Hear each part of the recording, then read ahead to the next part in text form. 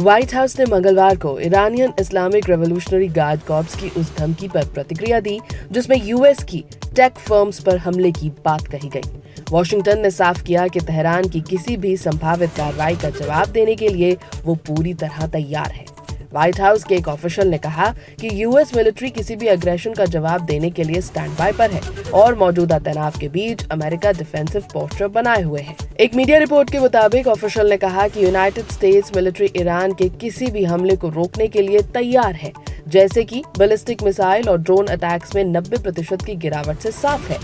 ये प्रतिक्रिया तब आई है जब IRGC ने माइक्रोसॉफ्ट, एप्पल, गूगल, इंटेल और बोइंग जैसी बड़ी टेक कंपनीज को वार्निंग दे दी।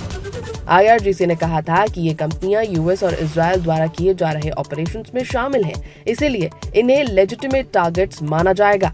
प्रेस टीवी की रिपोर्ट के अनुसार IRGC ने आरोप लगाया कि अमेरिकन ICT और AI फर्म्स असैसिनेशन ऑपरेशंस के डिजाइन और एग्जीक्यूशन में भूमिका निभाती हैं। साथ ही चेतावनी दी कि ईरान में हर टेरर एक्ट के जवाब में इन कंपनियों की फैसिलिटीज पर हमला किया जाएगा।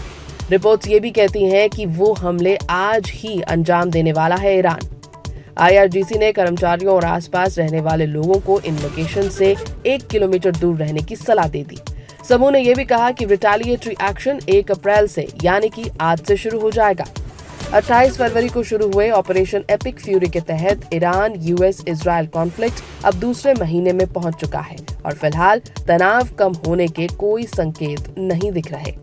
तो इस वक्त की बड़ी खबर कि IRGC की धमकी से अमेरिका अलर्ट पर है और देश में खलबली जरूर मच गई है।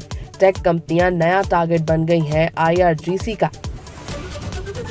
इसी वजह से ईरान अमेरिका तनाव और भी ज्यादा गहरा गया है।